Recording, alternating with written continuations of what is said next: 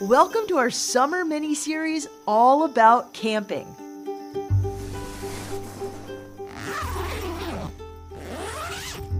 In these bonus episodes, we're going beyond the standard tent and campsite setup. From bike packing and rafting to camping with kids and dispersed car camping. Over the next 4 weeks, we're talking to people who are camping their own way, sharing what works, what doesn't, and how you can try it too. I'm Shelby Stanger, and this is Wild Ideas Worth Living, an REI Co-op Studios production presented by Capital One and the REI Co-op MasterCard.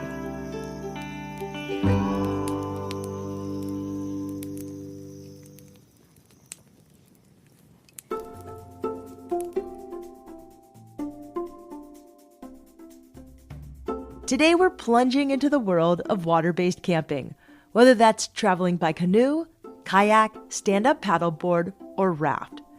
Cruising along waterways can be a great way to rest your legs, take the weight off your back, and slow down. Plus, you get to pick the pace. You can amp things up by paddling down rapids, or keep it calm by skimming across serene lakes. Best of all, traveling by water gives you freedom to explore, accessing hidden coves, secret waterfalls, and quiet beaches that most campers will never see. When you're ready to settle down for the night, you'll have the sound of flowing water to lull you to sleep. To introduce us to water-based adventures, we're talking to MAK and Owen, the founders of Bound for Nowhere, which is a popular adventure blog, social media community, and storytelling brand. For the last 9 years, MAK and Owen have lived in a truck camper, driving across the country and spending as much time in nature as possible. When it comes to the water, MAK and Owen are primarily pack rafters, which means they hike into harder to access waterways with a portable inflatable boat in their backpack. Once they arrive at their put-in, they inflate their rafts, transfer gear from their packs to the boat, and paddle along for days at a time. With countless river miles under their belt, MAK and Owen are here to share their insights on gear selection, safety, and how to plan your perfect day on the water. MAK and Owen, welcome to Wild Ideas Worth Living. I'm so excited to have some really interesting pack rafting people on the show. Thank you. Yeah, thanks for having us. I love a good adventure love story. How did you two meet? We were on the swim team in college together, and we just had a mutual affection for being outside, doing interesting things, and a healthy dose of competitive nature between the two of us. And I think that something about my relationship with Owen is that from the beginning, we haven't been gift givers. We're experience givers instead. And so instead of prioritizing giving each other something, we always try to go give each other a really great experience. And it was like that from the first date. And so I think that the best way to put it is that has escalated into what our life is now. And that is 9 years of full-time travel. And that is camping because we live in a truck. You guys have made camping and exploring your entire life and your whole career. How did you guys become expert campers, especially campers that travel by water, like pack rafting? I think that we have become experts by sheer practice. We have now 9 years of experience with different forms of camping. And I think that you get better at things by also failing at them and failing quite miserably. And I can speak to many, many nights where we went out to go camp. We're like, oh, this is going to be so awesome. This is going to be rad. And then it ends up being a miserable failure. Some of the coldest nights of my life, nights where we zipped our sleeping bags together, huddled together for warmth, and we still ended up just leaving at 4 a.m. because we were so cold that we were just like, I just need to start walking or else I will die out here. So you have to make mistakes. And I think it's also being willing to make mistakes, learn from them, and then also continue to feel intrigued to come out and try again, but also to try different things, which is ultimately, I think, how we got into packrafting, was just realizing that there was another way that we could do this and wanting to explore a new type of terrain. What is pack rafting? So packrafting is kind of taking the idea of canoe and water travel, but having the ability to get your boat into remote places. So a pack raft is literally a boat that can be packed in with you. Are these foldable kayak things I saw in Big Bear? Like, Okay, so there are foldable the industry has come a long way, thankfully. So my family had a pack raft growing up, and it came in this huge duffel bag. It took up the whole back seat of the minivan. But pack rafts now today, there's foldable varieties, there's inflatable kind. I just think that it's really cool to see the innovations that have come of the industry, because it's now allowing people to access different waterways, different types of water. And I think that ultimately the type of boat that you take is going to be dictated by the type of water that you're wanting to access. tell me why you'd use a pack raft. Okay, I'm going to preface this. A lot of the type of fun that we like to do requires a fair bit of suffering, but that's like a part of the fun, type 2 fun. Type 2 fun. We're all about it. So one of these trips that we did was a grueling 20-mile hike in, but then it was 7 days of just floating out of this river system on the water. So it was a really challenging hike in, but then it gave us the ability to explore this entire river. And it was just so fun because we were able to be like, oh, this looks like an incredible fishing spot. We'll just pull over, throw a couple of casts in the water, keep going. Or this looks like a great spot to camp. How much do these boats weigh? Like, how much stuff are you carrying? It all depends on the type of trip that you're trying to take. How you are getting there will also kind of dictate how much weight you can take and how much the boats physically weigh. Our boats weigh about 7.5 pounds. And I know that they can go all the way up to being, 20, 30 pound, but there's also even lighter boats that are super featherweight. And they can even, some of them even pack down to be the size of a roll of paper towels, so to speak. Amazing. Tell me about the other gear that comes with the boat. Right. So you want to have like a life jacket, and helmet, things like that, depending if you're going on whitewater. So it adds up a little bit more when you add some of the extra pieces of gear.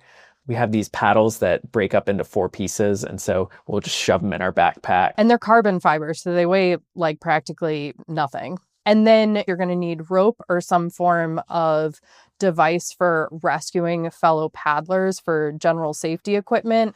Dry bags are always necessary. A lot of these pack rafts are air inflatable, so you also want a repair kit. One thing we haven't mentioned yet is that what's unique about these pack rafts is that you throw your gear inside the tubes of the pack raft itself. Inside the boat. So they're sitting inside it. So you unzip the entire thing, throw your gear in, and then you zip it closed and then inflate it. So it really becomes like backpacking, but in the water, and your boat's carrying it all. And then you're also wanting to make sure that you can keep your boat relatively balanced, because that balance is going to be important because it's going to help you with maneuverability and all of that. Because if your boat is off balance, it can be really unwieldy in the water, and that can be pretty unsafe.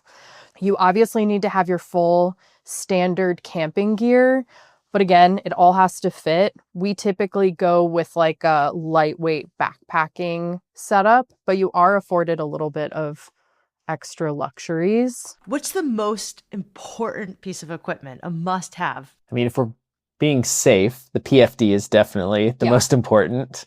A PFD, or a personal flotation device, is like a life jacket that you wear, and it's almost like a triangle of foam in the front and in the back. Ours have really handy pockets in the front. I keep my cell phone in there, so it's easy to grab if we pass any wildlife or just want to grab a video. And it's also nice for keeping a little bit of sunscreen or chapstick in. And then it also has a really convenient hook for the PFD knife. Tell me about some of your early mistakes.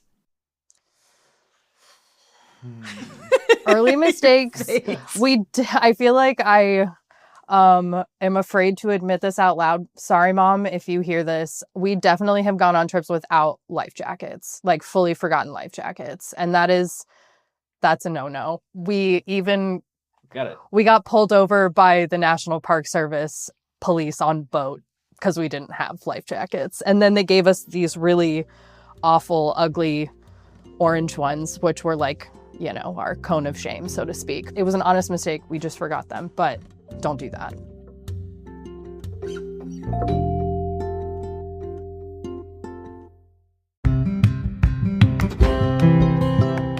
Summer is officially here, and I don't know about you, but I'm prepping my gear for some epic weekend camping trips and early morning surf sessions. Whether you're headed to the mountains or just chilling by the coast, REI has all your essentials. And when you shop with your REI Co-op MasterCard, you'll earn card rewards on every purchase, even sale items. Use your card to purchase all of the gear you need for a summer of limitless possibilities. See if you're pre-approved for the REI Co-op MasterCard with no risk to your credit score. To learn more about the REI Co-op MasterCard program, go to rei.com/MasterCard-podcast. That's rei.com/MasterCard-podcast. Terms apply.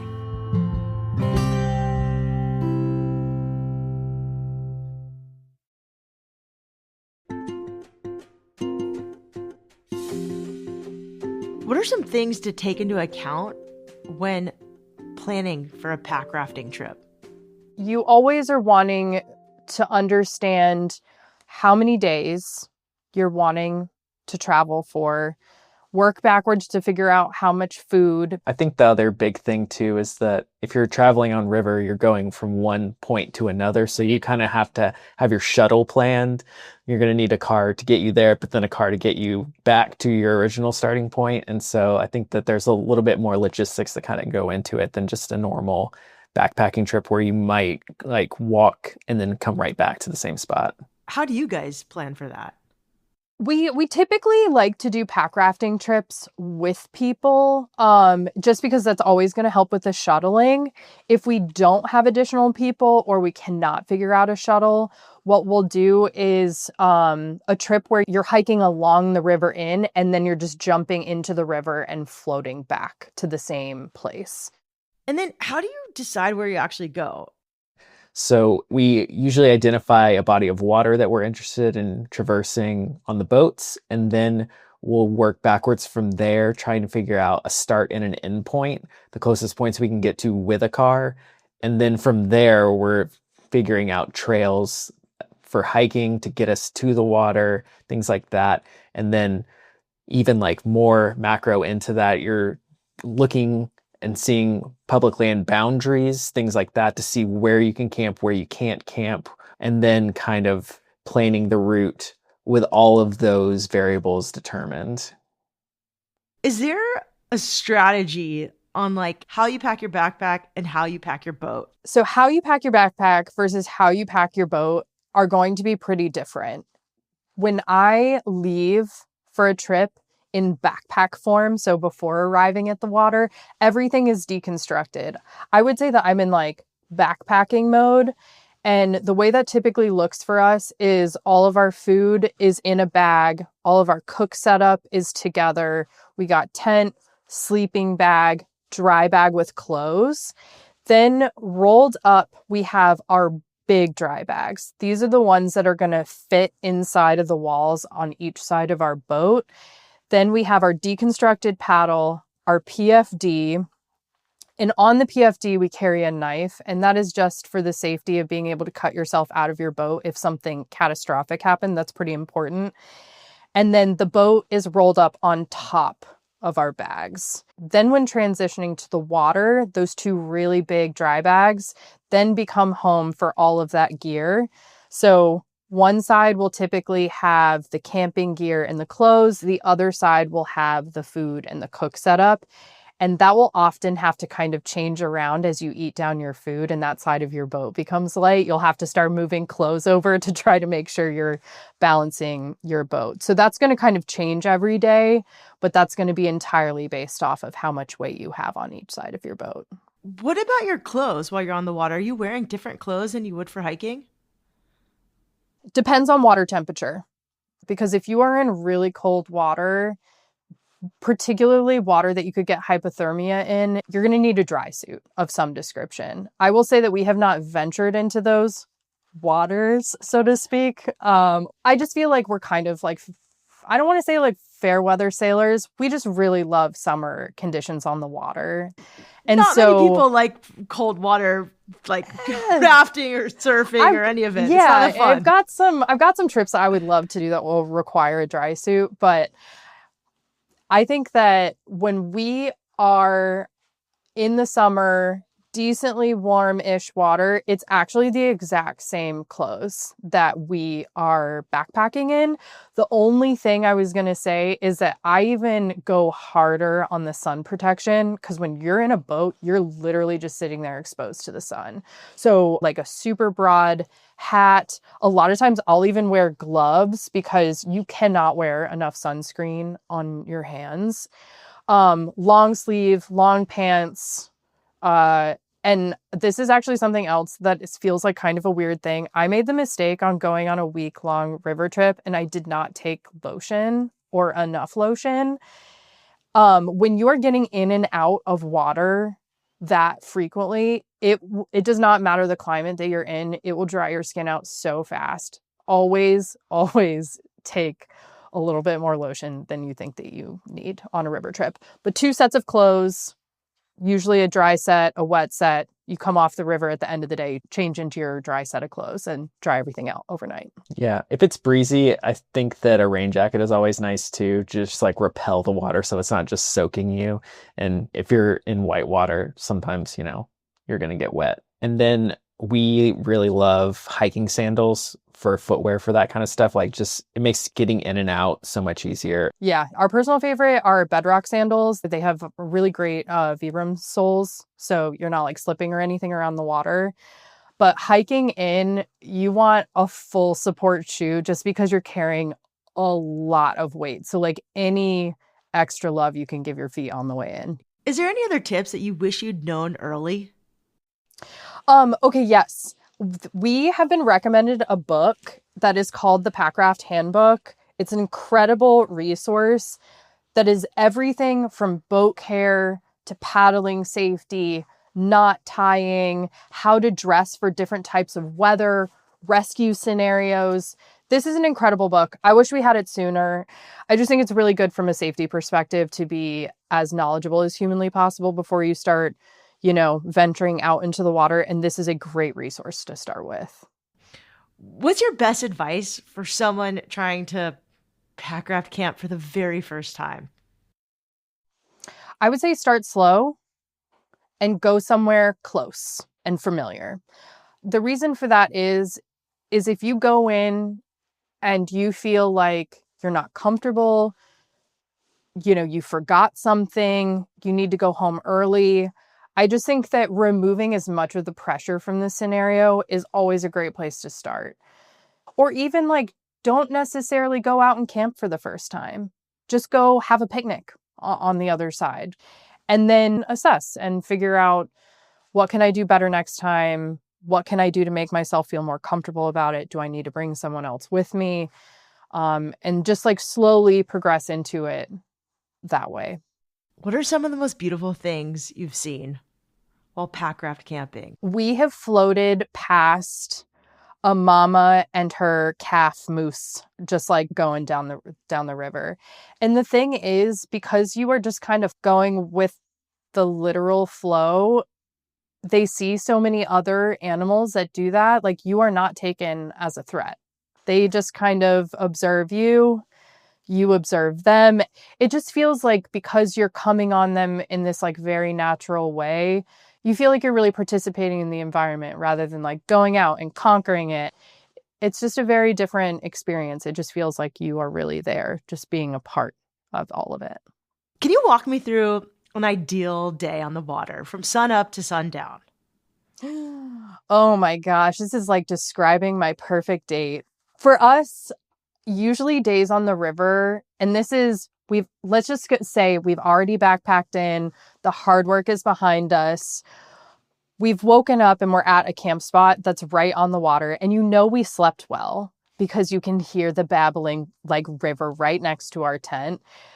Usually because you're right on the water, it's usually a very chill entrance into the day. So we'll slowly break down camp, have some coffee, hit the water. And you're kind of just like cruising your way down the river. You know, every once in a while, there'll be kind of like a little spicy feature that comes up because we enjoy some whitewater and kind of have to like navigate those features. A lot of times if we see good rocks to jump off of, we'll pull over, find a great rock to sun on and have some lunch. You can kind of be a little bit more elaborate with your food when you're pack rafting, which is fun. You can fully open your boat and pull your cook stove out and make something a little bit more elaborate. We've even fished and just cooked the fish that we caught occasionally, like right there by the water. And the days, they're so peaceful and they just kind of slip away. And it just like, I cannot even begin to fully describe the level of chill that it feels like. Quite literally going with the flow. Yeah, all day.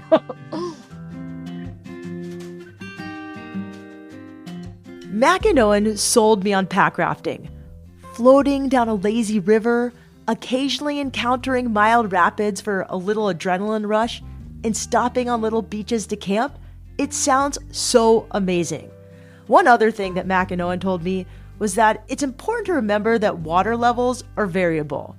You can search online for recent trip reports to see what the current conditions are like and to make sure any rapids are safe for your skill level.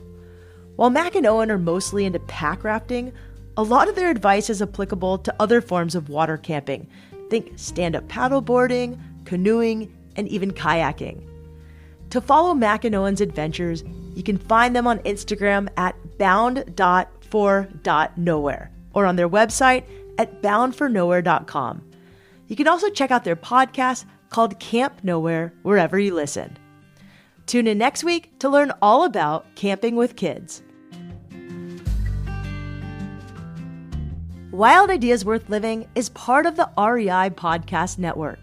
It's hosted by me, Shelby Stanger, and produced by Annie Fassler, Sylvia Thomas, and Sam Piers-Nitzberg of Puddle Creative. Our senior producers are Jenny Barber and Hannah Boyd. Our executive producers are Paolo Motola and Joe Crosby. As always, we love it when you follow the show, take a moment to rate it, and leave a review wherever you listen. And remember, some of the best adventures happen when you follow your wildest ideas.